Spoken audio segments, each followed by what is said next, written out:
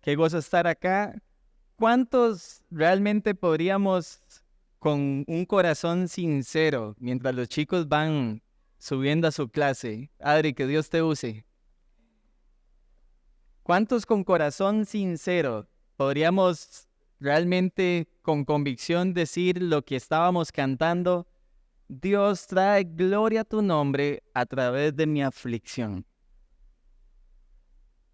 Y si no estamos tan convencidos de realmente con un corazón sincero decirle al Señor esas palabras que estábamos cantando, yo espero que la historia de José hoy realmente nos convenza y que salgamos diciendo: Señor, si es aún a pesar de si es aún en medio de tribulación o prueba o circunstancia, por favor trae gloria a tu nombre. Bien, vamos a poner este tiempo en manos del Señor. Padre, te agradecemos por tu palabra. Gracias por permitirnos leerla juntos y rogamos que traigas gloria a tu nombre, que tú que eres el Señor soberano, el Dios que controla la historia porque es tu historia, afiances nuestra confianza en ti, nuestra dependencia de ti, y nos ayudes hoy, Señor, una vez más, por medio de la repetición del propósito que tienes para nuestras vidas, realmente salir a practicarlo, Señor. No importa cuántas veces lo escuchamos, lo que te rogamos es que disponga nuestro corazón para obedecerlo y no dejarle hacerlo, Señor, hasta que tú nos llames o hasta que vuelvas. En Cristo Jesús te lo pedimos. Amén y amén. Bien, el tema de hoy, como pudieron leer, sé que pudieron leer muchas cosas, pero dentro de las muchas cosas vemos un tema central en esta unidad de texto, y es la providencia preservadora de Dios. Y ese es el tema que vamos a desarrollar. Sé que hemos venido tratándolo en la historia de José, pero hoy literalmente vamos a hablar de la providencia preservadora de Dios. Y déjeme hacerle una pregunta. ¿Qué estamos dispuestos a hacer para preservar aquello que amamos? Piénselo por un momento. ¿Qué está dispuesto a hacer usted y qué estoy dispuesto a hacer yo para realmente preservar aquello que más amamos? Comencemos por lo básico, nuestra propia vida. Los que están casados, su matrimonio, hacerlo perseverar, sus hijos. El que tiene un trabajo que ama, hacer perseverar su trabajo. El que tiene una carrera que ama, hacer perseverar su carrera.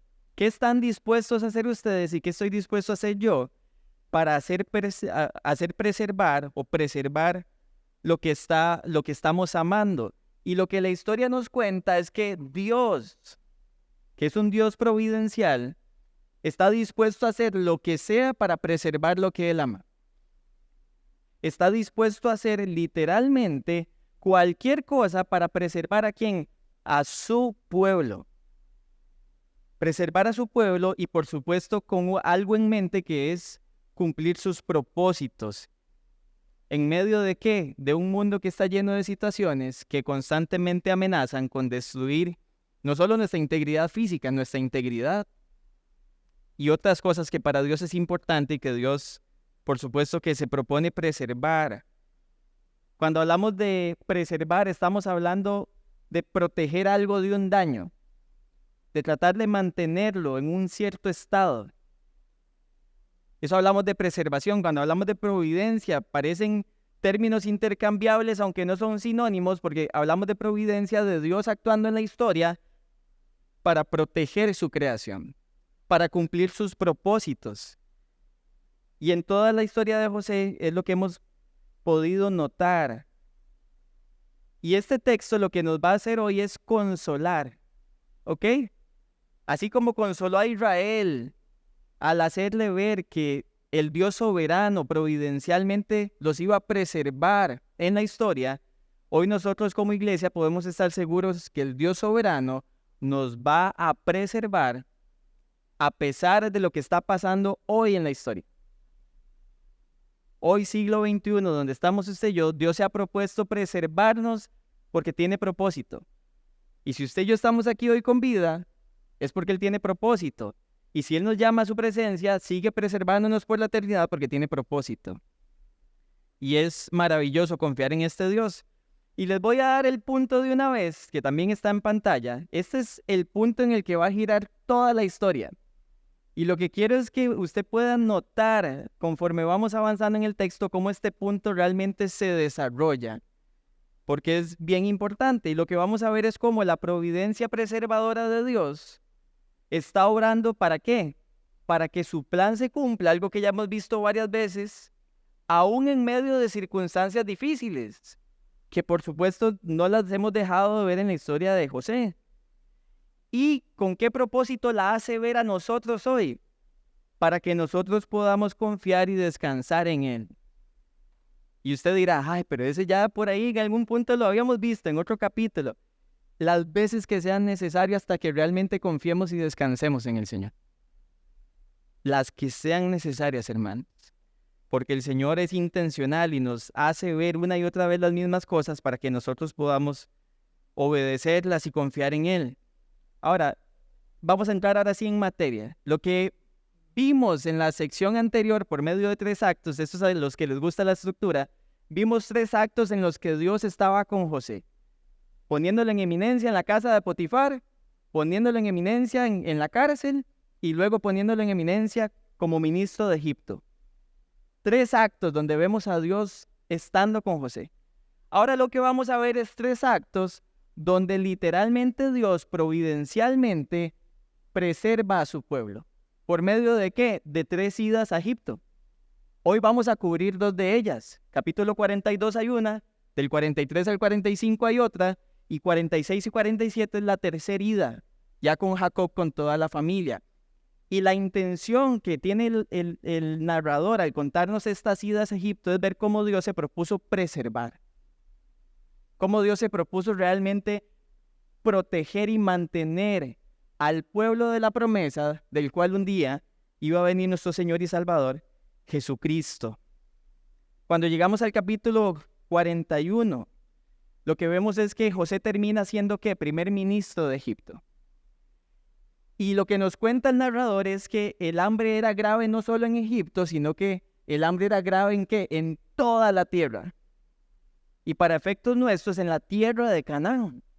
Entonces, cuando llegamos al capítulo 42, Jacob inicia diciendo ahí en el versículo 2, siga la lectura conmigo ahí en su Biblia, capítulo 42, versículo 2, Jacob le dice a sus hijos, he oído que hay alimento en Egipto. Y añadió, desciendan allá y compren de allí un poco para nosotros y vean el propósito por el cual los manda a comprar, para que vivamos y no muramos. ¿Qué está buscando Jacob? Preservar su descendencia. Ahora, Jacob no tiene ni idea que su hijo José no está muerto. Nosotros ya lo sabemos porque ya leímos la historia. Jacob no tiene ni idea que José está vivo. Y menos se imagina que José es primer ministro de Egipto, que es el que manda en Egipto. Que está a cargo de ¿qué? De vender alimento a todas las naciones que están habitando Canaán. No tienen ni idea. Pero vean cómo el narrador es intencional y desde el principio nos hace ver que la tensión que hay en todo este texto es preservar la vida. Está en riesgo la familia una vez más. Pueden morir de hambre. Esto no es una exageración, es una hambruna. Ustedes recordarán el sueño que tuvo Faraón. Las vacas se comieron a las vacas gordas y no cambió para nada su aspecto, haciendo ver que el hambre iba a hacer olvidar por completo la gran abundancia que hubo por 7 años. Entonces el narrador es muy intencional en decirnos, hey, vean, aquí el propósito es preservar. Y aunque hay cosas que van a salir ahí en la marcha, también pasando providencialmente, lo principal es la preservación de esta familia. Lo que vemos es una promesa que tenemos que recordar constantemente, y era la promesa que Dios había hecho a Abraham, que había hecho a Isaac y que había hecho a Jacob en capítulo 28, de que iba a ser como la familia, numerosa como la arena del mar. No le van a poder contar, y eso es lo que está en riesgo acá. Y lo que vemos a continuación es que entonces 10 hermanos salen a Egipto a comprar alimento. Se queda Benjamín porque sabemos que es el hijo amado. Ahora no está José, ahora pasa a ser Benjamín. Sigue habiendo favoritismo de parte de Jacob hacia los hijos de Raquel, la difunta. Y lo que vemos es que literalmente son recibidos en Egipto y José los reconoce, pero fingen no saber quiénes son. Y eso es muy importante. Ellos no logran reconocer quién es, pero José sí, y lo que se va a proponer José hacer en adelante es probar a sus hermanos. Ahora, la intención la podemos discernir de las cosas que está haciendo José. ¿Qué va a probar? Si ellos siguen siendo igual de despiadados que hace 22 años que lo vendieron a Egipto. Algunos comentaristas dicen que no saben si lo estaba haciendo por venganza, lo que va a hacer, si lo estaba haciendo porque no sabía qué otra cosa hacer, pero intencionalmente vamos a ver que el texto sí nos deja ver que está probando el carácter de sus hermanos, al punto tal que sus hermanos llegan a pensar que esa prueba de carácter es retribución divina, por lo que le hicieron a José 22 años atrás. Vean que versículo 9, capítulo 42, dice, se acordó de los sueños, José, dando la idea de que se había olvidado. ¿Por qué sabemos que se había olvidado? Devuélvase conmigo al capítulo 41, versículo 51. Capítulo 41, versículo 51. Cuando nace Manasés, vea lo que pasa. Al primogénito José le puso el nombre de Manasés, porque dijo, Dios me ha hecho olvidar todo mi trabajo y toda la casa de mi padre. Y da a entender que José por un momento se olvidó, sus sueños no se estaban cumpliendo, no tenía un buen sabor de lo que había pasado en casa de su padre 22 años atrás. Este hombre se olvida. Al ver a los hermanos, ¿qué fue lo que pasó? Se recuerda de los sueños. Y más cuando se postran delante de él. Pero el cumplimiento es parcial porque solo hay 10. Y eran 11 gavillas, ¿se acuerdan? Falta uno. Las 11 gavillas eran los 11 hermanos de José, ¿verdad? Que se estaban postrando ante él en Génesis capítulo 37. Pero solo hay 10. Benjamín no fue con ellos. Es parcial. Y tenemos que reconocer eso. Y lo que va a hacer José muy astutamente es tratarlos como espías. Les va a decir, ustedes lo que vinieron fue a ver cuáles son los puntos débiles de nuestra fortaleza. Y se lo dice 3 veces. Versículo 12, 14 y 16. 3 veces los trata como espías. Y estos hombres están acorralados. Es el Señor de Egipto ante quien están. Están acorralados. Por supuesto que está siendo astuto José. Tiene la intención de ¿qué? De desconcertar a la persona que está enfrente, de romper la resistencia que pueda estar presentando a hablar. ¿Para qué? Para obtener la información que quiere. A él realmente lo que le interesa es saber cómo está su padre y cómo está su hermano menor. Y el texto nos lo deja ver. Constantemente pregunta, ¿cómo está ese padre que ustedes, ese mayor que ustedes tienen? ¿Sigue con vida? Y por supuesto que al también ver que Benjamín está, dice, bueno, si ustedes quieren volver a ver mi rostro y comprar más alimento, van a tener que traer al menor. Hay un interés de parte de este hombre en realmente conocer el estado de sus otros seres queridos que no estaban ahí en Egipto. Y entonces se le ocurre probarlos. Bueno, ustedes se van a quedar aquí, uno de ustedes va a ir a casa con alimento y van a volver con su hermano menor a ver si es cierto que ustedes son personas honradas. Y como si fuera poco, como para que vieran que estaba hablando en serio, los mete 3 días a la cárcel. Ya que bandido José. Se está desquitando, diríamos nosotros. 3 días después cambia de parecer, dice, bueno, no, vayan 9 de ustedes, dejen solo a uno. Y vean las palabras que les dice en versículo 17. Perdón, en versículo 18. Hagan esto y vivirán, pues yo temo a Dios. ¿Qué está hablando otra vez? Preservación. Van a ser preservados si hacen lo que les digo. Y por supuesto sus hermanos se van, le cuentan lo que le cuentan a su padre, de qué fue lo que pasó, pero antes de ir donde su padre, ellos sienten que hay retribución divina en esto. Vieron, no salimos librados de lo que le hicimos a José. Ahora nos están demandando su sangre.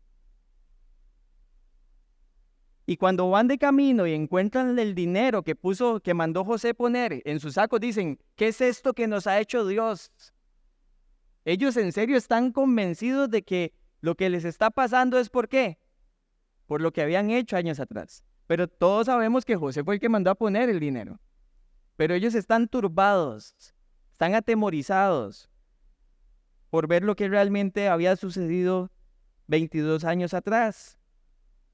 Y aunque intentan convencer a su padre, Rubén intenta convencer a su padre de que los deje ir con Benjamín para que puedan comprar más alimento y negociar en la tierra, recuerden que su padre no confía en Rubén. ¿Se acuerdan por qué? ¿Se había metido con quién? Con una de sus concubinas. No confía y termina la tensión en ese capítulo porque dice, ustedes no van a ir a Egipto con Benjamín. Benjamín no va, señores. Aquí se queda. Ya suficiente tuve con perder a José y a Rubén. No va a ningún lado Benjamín. ¿Y cuál es la tensión al no dejarlo ir? El alimento se va a acabar. Y cuando se acaba el alimento, ¿cuál sigue siendo el riesgo? Morir. Vean que la tensión está en torno a ¿qué? A que la familia está en riesgo. Y Jacob lo que está pensando simplemente es que si algo le pasa a Benjamín, él se va a morir, pero igual se va a morir de hambre si no lo deja ir. Y cuando llegamos al capítulo 43, así es como comienza el capítulo. Versículo 1 dice, el hambre iba agravándose en la tierra. Misma tensión. Una vez más, vayan a conseguir alimento. Pero esta vez, Judá se sincera con su padre. En capítulo 42 no le cuentan todo lo que José dijo, ni qué fue lo que pasó, y mucho menos confiesan lo que ellos le habían hecho a José. Pero en el 43, Judá dice, yo tengo que hablar con mi papá porque si en serio él quiere que vayamos, hay que llevar a Benjamín. Y entonces le cuenta lo que dijo José, si él no viene, ustedes no ven mi rostro y no pueden comprar alimento. Y lo que pasa, entonces es que más o menos a regañadientes, Jacob va a dejar ir a Benjamín a la tierra de Egipto. Y digo a regañadientes porque obviamente no le hace mucha gracia. No es realmente lo que él anhela como papá. Pero tiene que ir. Y vean versículo 8 del capítulo 43 que es clave también en esta historia. Y Judá dijo a su padre Israel, envía al muchacho conmigo, nos levantaremos e iremos. Ojo, para que vivamos y no perezcamos, tanto nosotros como tú y nuestros pequeños. Judá apela a lo mismo que su papá dijo capítulo 42:2. Exactamente lo mismo. Padre, necesitamos preservar la familia. No podemos dejar que nuestra gente muera. No podemos dejar que la gente muera de hambre. Jacob accede a dejarlos ir. Interesante, les dice, lleven un regalo de lo mejor de la tierra. Nos recuerda un poco la historia en capítulo 32 y 33, cuando le lleva un regalo por delante a Saúl, ¿para qué? Para apaciguar su ira, para buscar un poco de gracia. Y hace una oración, el Dios Todopoderoso les dé misericordia delante de ese hombre. ¿Quién es el Todopoderoso? El Shaddai. El mismo Shaddai que se había revelado en capítulo 17 a Abraham. Cuando le había dicho, yo soy el Dios Todopoderoso, Abraham, anda delante de mí y sé perfecto. Y este Dios Todopoderoso, que es la forma también en la que Dios se revela a la simiente de Abraham, es al Dios que ora Jacob, con la confianza de que él va a orar en favor, que sus hijos van a poder volver, pero dice, y si he de ser privado de ellos, ni modo. En otras palabras, no lo dijo así, pero, hey Señor, que se haga tu voluntad. Si no vuelven, no vuelven. Aunque me muera de dolor. Pero si no tienen que volver, que no vuelvan. Y por supuesto que se dan prisa, se van para Egipto. En versículo 16 dice que José ve que vienen con Benjamín, los invita a su casa, y estos hombres ya algo no les suena bien. Dicen, este hombre como que nos quiere tender una trampa. Desconfían. Por supuesto, el cambio de actitud de José es injustificado. Los mete a la cárcel 3 veces y ahora quiere que coman con él. No tiene ningún sentido. Y ellos se acercan al mayordomo, sabemos lo que le dicen al mayordomo, lo que pasó con el dinero, que traen el dinero de vuelta. Y es interesante porque aún el mayordomo, que es un egipcio, tiene la capacidad de reconocer que Dios está obrando en medio de la historia con los hermanos. Vea conmigo, versículo 23, capítulo 43. Y el mayordomo les dijo: no se preocupen, no teman. El Dios de ustedes y el Dios de su padre les ha dado este tesoro en sus costales. Por supuesto que el mayordomo sabe que fue José el que ordenó que pusieran la plata ahí. Pero de alguna forma que el texto no nos dice, el mayordomo les puede decir: fue Dios el que puso el dinero en sus costales. Dios trabajando detrás de bambalinas, su providencia actuando. Claramente en el texto una y otra vez. Versículo 26, vemos a los 11 hermanos postrarse. Ahora sí vino Benjamín. ¿Y qué pasa? Se cumple su primer sueño. Los 11 están ahí postrados ante José y probablemente meditando en estas cosas. Y en versículo 27 José sigue mostrando interés por su padre. Todavía está vivo su padre, el viejo, el del que me hablaron. Vean que están pasando cosas alrededor de ¿qué? De la preservación de la familia. Y al final vamos a ver cómo es que todo eso se entrelaza. José se conmueve al ver a Benjamín. Esta es la segunda vez que llora. El hecho de que se conmueva lo que deja ver es que detrás de esa careta de un gobernante realmente áspero y cruel hay un corazón sensible. Hay un hombre que entiende que fue puesto por Dios para cumplir un propósito, como va a decir en capítulo 45. Hay un hombre que no está cómodo jugando su papel al probar a sus hermanos. Llora. Y es interesante notarlo porque este agente de Dios, por supuesto que está haciendo algo, pero al mismo tiempo está haciendo este algo de probar a sus hermanos, sabiendo lo otro que es que Dios fue el que lo mandó a Egipto. Eso no fue una ocurrencia de la noche a la mañana. Ya él probablemente lo había meditado cuando se revela a sus hermanos muy pronto. Recuerden que eso es una sola escena. Esto pasa en cuestión de menos de 24 horas. Almorzaron al mediodía y un poquito más allá de la mañana es que se va a revelar a ellos. Fue muy corto el tiempo. Y José aún dice estas cosas.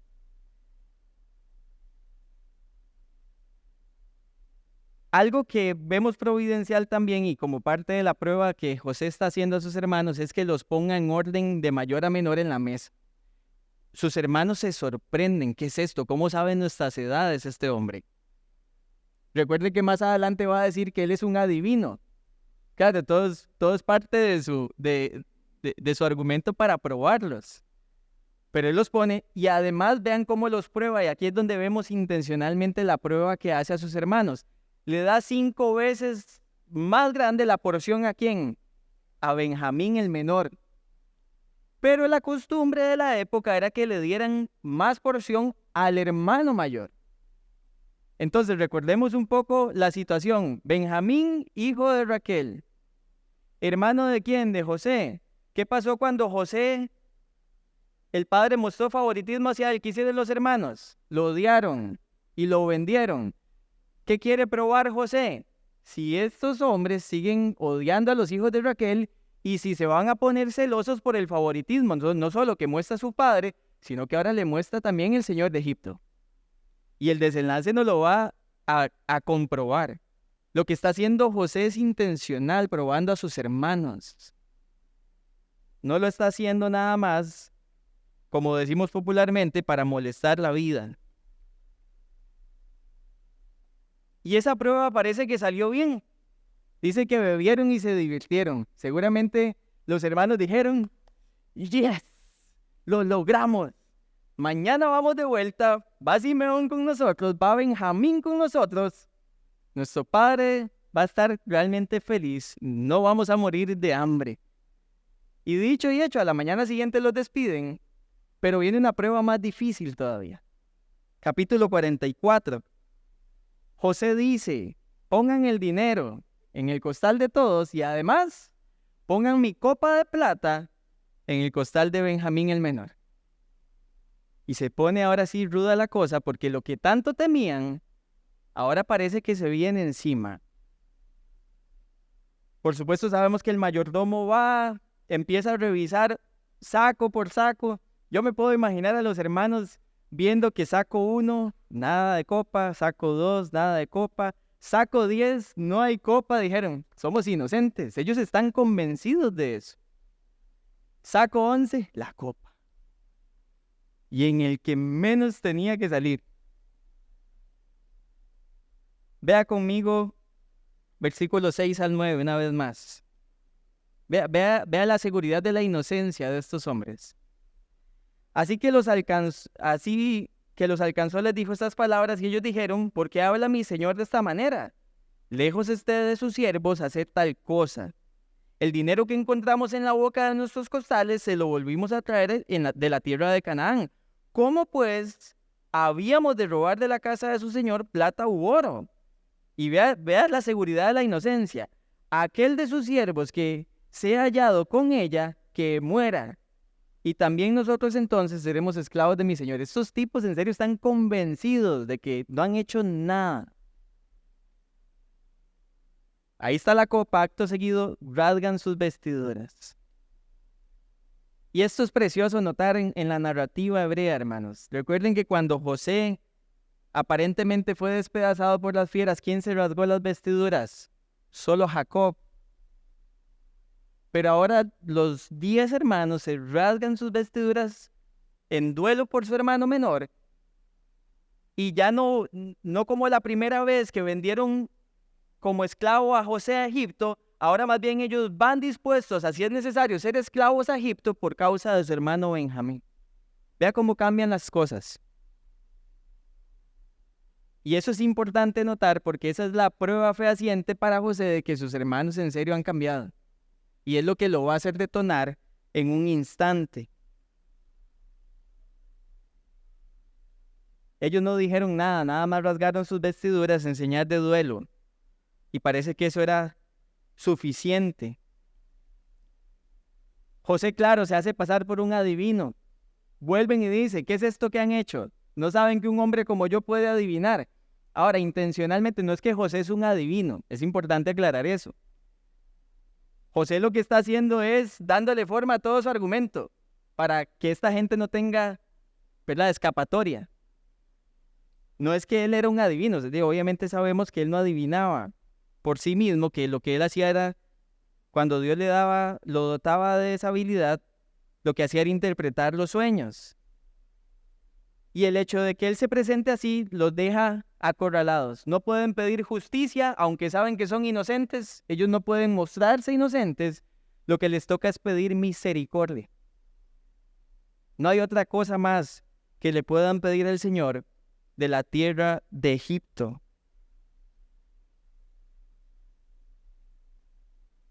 ¿Cómo sabemos que quería probar el corazón de sus hermanos? Dicen, bueno, aquí estamos, José, el Señor nos ha hallado culpables. Déjenos a todos como esclavos, aquí estamos. Y José, ¿qué les dice? No, yo tal cosa no voy a hacer. El que encontré, en quien encontré la copa va a ser mi esclavo y ustedes vuelvan a casa con su padre. Y yo me imagino que ahí la atención de José era, ¿será que estos 10 se van y vuelven con sus familias y dejan botado a su hermanillo menor como hicieron conmigo? ¿Será que estos 10 siguen pensando de la misma forma que hace 22 años y van a hacer exactamente lo mismo? Eso es lo más fácil y más conveniente, volver con las familias, volver con papá, decirle, dejaron atrapado a Benjamín y no pasa nada. Pero aparece Judá en escena. Y lo que Judá hace es precioso, hermanos. Judá se va a acercar a José no sabiendo que es su hermano y va a interceder por su hermano menor, pero ojo, no por su hermano menor directamente, sino por su padre. Y eso nos demuestra el cambio de corazón de Judá, que en la vez anterior diseñó todo un plan para vender a su hermano a Egipto, para teñir las ropas de su hermano y mandárselas a su padre. Pero este hombre, al ver cómo su padre se entristeció por lo que le había pasado a José en aquella ocasión, ahora dice, no, papi no puede volver a pasar por esto. Casi se nos muere el viejo de dolor. Lo que hicimos no estuvo bien. Y en ese texto, que dicho sea de paso, es el diálogo más grande que usted va a encontrar en Génesis, diálogo entre dos personas, en ese texto va a mencionar 14 veces a su padre, en cuestión de 10 versículos. 14 veces menciona a su padre. Y este hombre ahora es irónico, sabe que Benjamín es el favorito, sabe que Benjamín probablemente tiene preeminencia sobre ellos en el corazón de Jacob, pero no le importa. Él quiere que su padre esté bien. Él no quiere que su padre siga sufriendo. No quiere que vuelva a pasar lo mismo por lo que había pasado.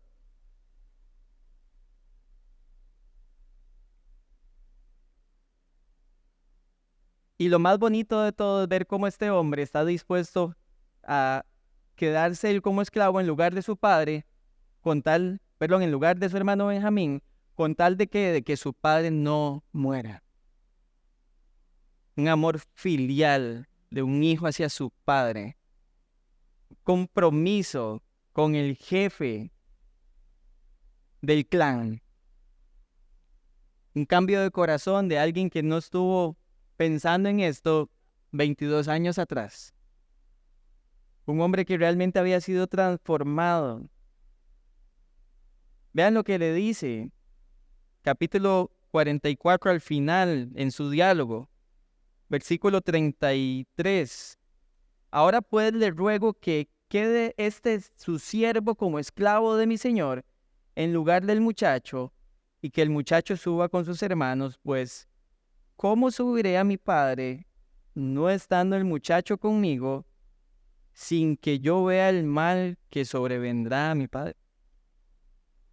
Cuatro veces le dice en ese mismo diálogo que si no vuelve Benjamín, su padre se va a morir. Ahora póngase en los zapatos de José otra vez. José ama a su padre, ha estado preguntando por él, ¿cierto?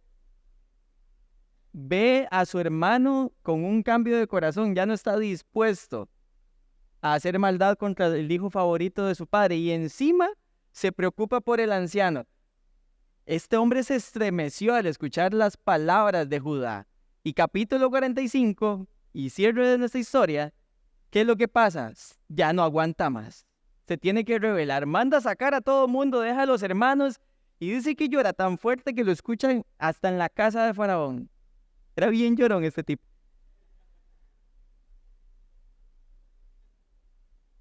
Y se revela a sus hermanos. Y aquí es donde está la condensación de toda la historia. Versículo 4, hermanos, 45, capítulo 45, versículo 4.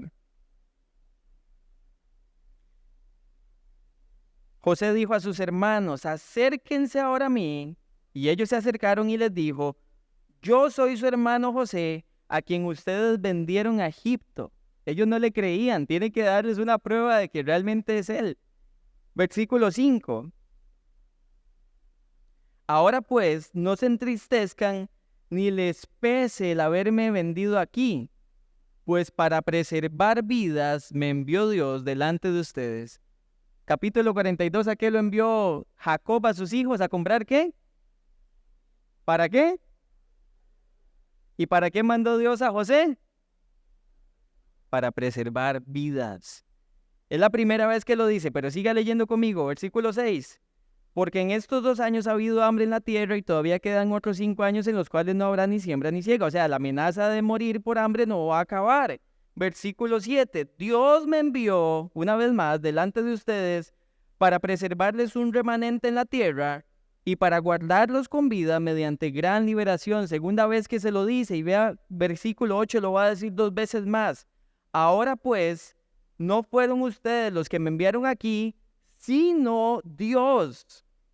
Él me ha puesto por padre de Faraón y señor de toda su casa. O sea, Dios me ha puesto sobre esto y gobernador sobre la tierra de Egipto. Dios preservando providencialmente la familia, utilizando la maldad de sus hermanos, que dicho sea de paso, el que Dios la use no quiere decir que ellos no son responsables, no, ellos son responsables y tenían que reconocerlo, Dios usando esa maldad, ¿para qué? Para que José fuera a Egipto, para preservar la familia. ¿Por qué? Porque la familia estaba bajo promesa. Y a partir de esa promesa, muchas familias alrededor también se vieron bendecidas y beneficiadas, porque por supuesto los pueblos que estaban alrededor también vinieron a Egipto a comprar alimento, y fue el mismo José el que proveyó para todas esas familias para preservarlas. Y Dios está providencialmente haciendo todo esto. Ahora, ¿cómo se amarra lo demás? Hermanos, es por la providencia de Dios, número uno, que se va a cumplir el pacto hecho con Abraham. Y todavía más atrás, la promesa hecha a la mujer. Génesis 3:15. Es por la providencia de Dios, o más bien como consecuencia de la providencia de Dios, que vemos transformación en estos hombres. Es como consecuencia que ahora estamos viendo que reconciliación, lo que va a pasar inmediatamente, se van a reconciliar los hermanos. Es como consecuencia de la providencia de Dios que vemos a estos hombres siendo usados en las situaciones más difíciles. Consecuencia de la providencia de Dios.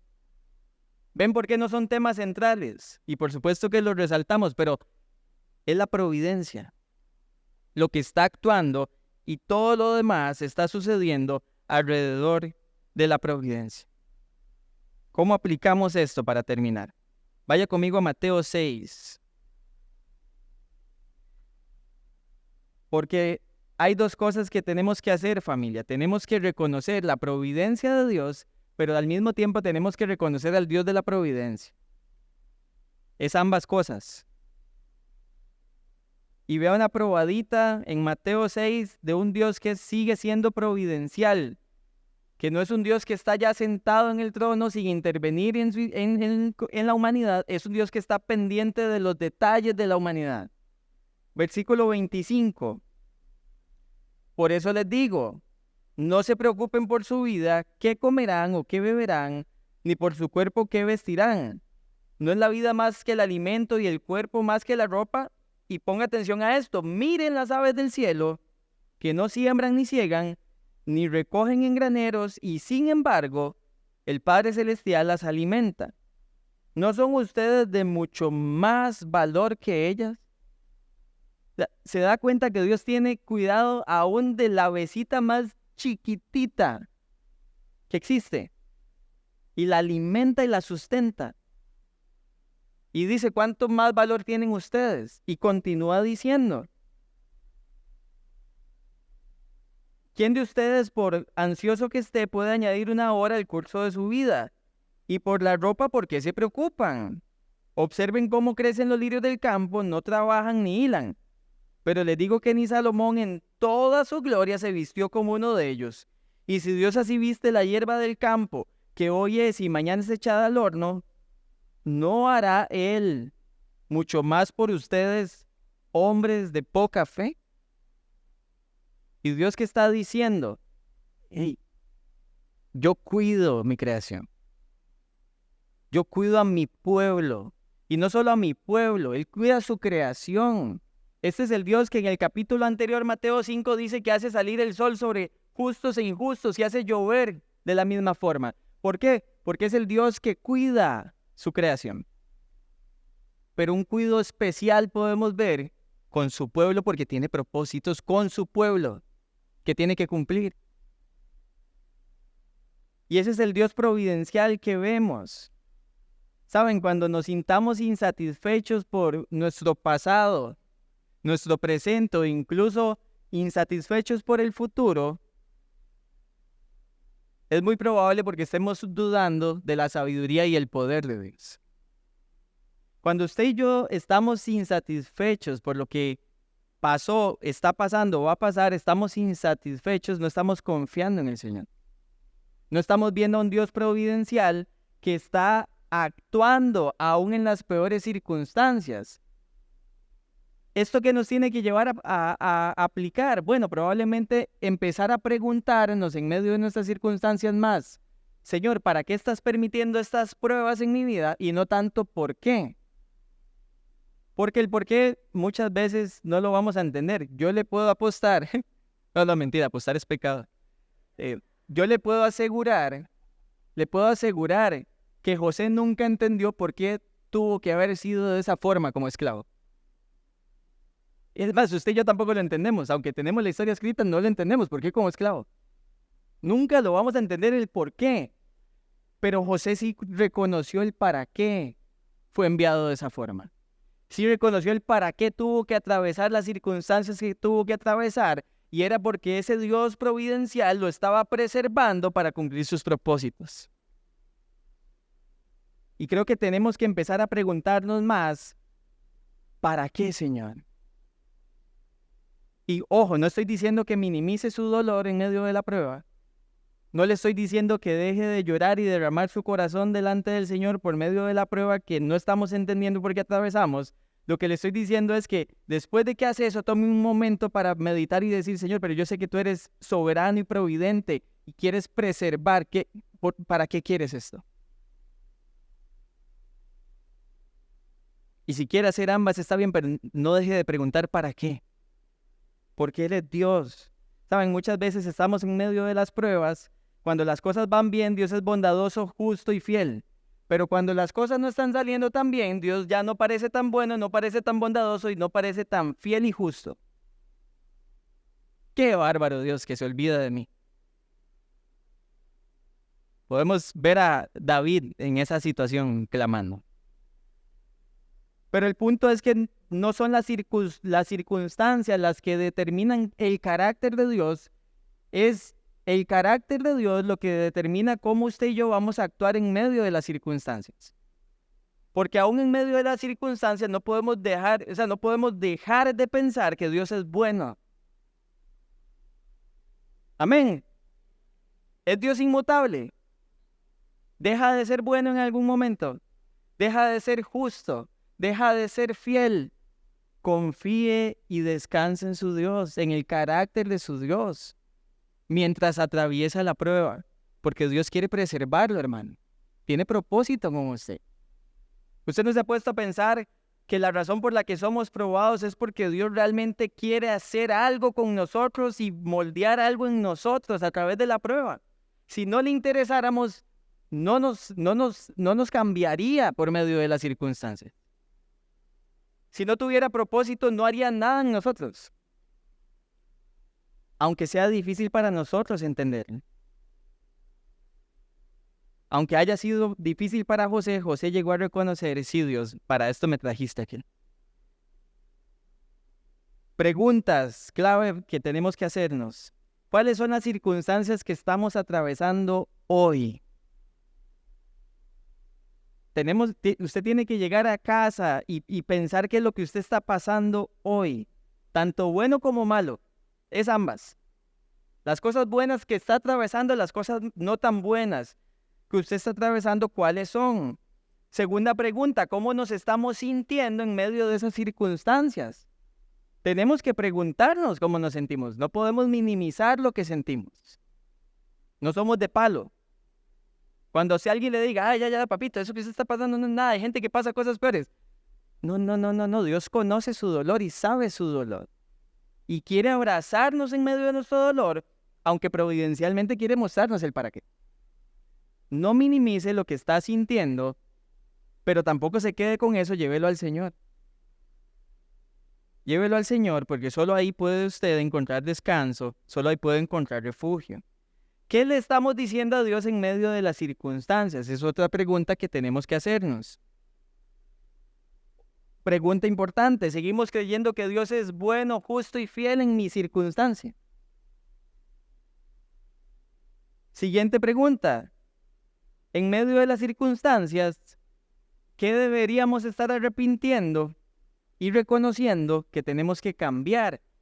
Porque aquí hay dos historias, está la historia de José, que en apariencia no hizo nada para estar en la forma que estuvo en Egipto, y está la historia de los hermanos que ahora reconocen su error y también se arrepienten. ¿Para qué? Para seguir viendo el propósito providencial de Dios. Y a veces tenemos que reconocer que en medio de nuestras circunstancias, sí, hay momentos que las circunstancias son consecuencia de nuestras acciones. Hay otras en las que aparentemente no lo son, pero muchas sí lo son y tenemos que reconocerlas y arrepentirlas.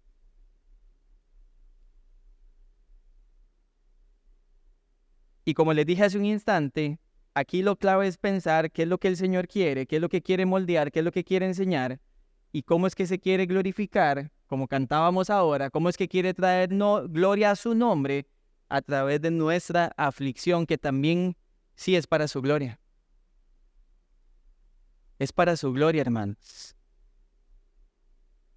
Y necesitamos descansar. Decía el salmista en el Salmo 107, alaben a Jehová porque Él es bueno, y añade, porque para siempre es su misericordia. Tenemos un Dios bueno y misericordioso, un Dios que hace que las cosas obren para bien, para aquellos que lo aman. Y si nada de esto nos ha convencido de la providencia de Dios, esta es la última aplicación. Dios, para preservarlos a ustedes y para preservarme a mí, envió a su Hijo. Juan 3:16.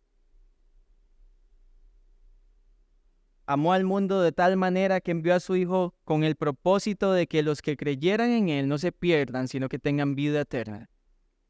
Y ese Dios providencial se propuso preservar la vida de muchas gentes que ponen su fe en Él para alabanza de la gloria de su gracia. Ese es el Dios que es providencial y que está preservando. Y si Dios se propuso preservar su alma, ya que no solamente, estamos hablando de lo que es eterno.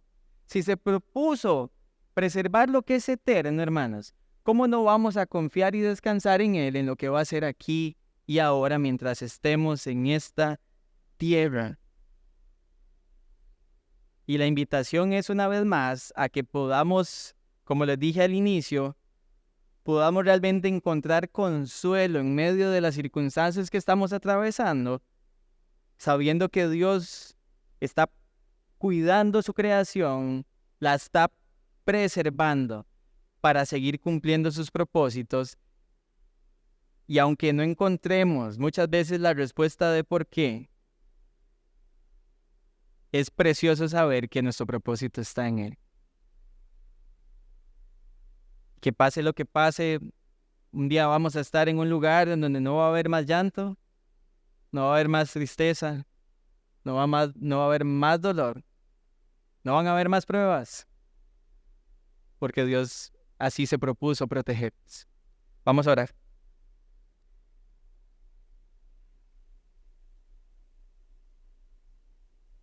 Padre, nos genera asombro.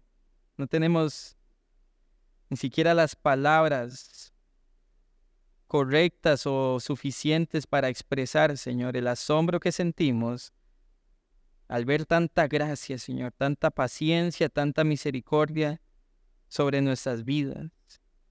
Gracias por ser ese Dios que protege a sus hijos e hijas, ese Dios que protege su creación, ese Dios que utiliza aún las circunstancias difíciles para llevar gloria a su nombre y para cumplir sus propósitos. Padre, lo que te rogamos es que esta mañana nos hagas entender que tú eres bueno, justo y fiel, que nunca vas a cambiar, y que nos ayudes a entender el propósito por el cual estamos atravesando diversas pruebas. El propósito por el cual, Señor, nos has puesto donde nos has puesto. El propósito por el cual hoy estamos experimentando el padecimiento que estamos padeciendo, o la pérdida o el dolor que estamos experimentando. Sabemos que hay un para qué, Señor.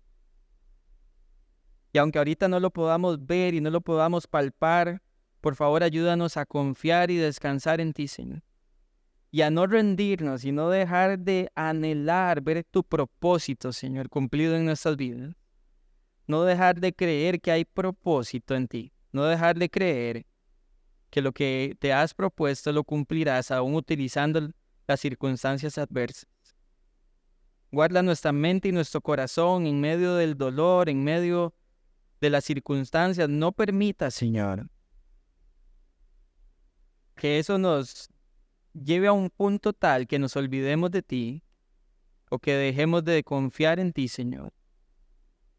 Y si estamos ahí, Señor, tirados en la lona en este momento, por favor que tu diestra, Señor, nos levante, que tu gracia nos abrace y nos dé la esperanza, Señor, que solo tú puedes dar para continuar viviendo en un mundo que sí, es un mundo lleno de circunstancias adversas, pero un mundo que no está en descontrol, sino un mundo que está en tu control. Y te agradecemos por eso. Todo esto te lo pedimos en el nombre de Cristo Jesús. Amén y amén.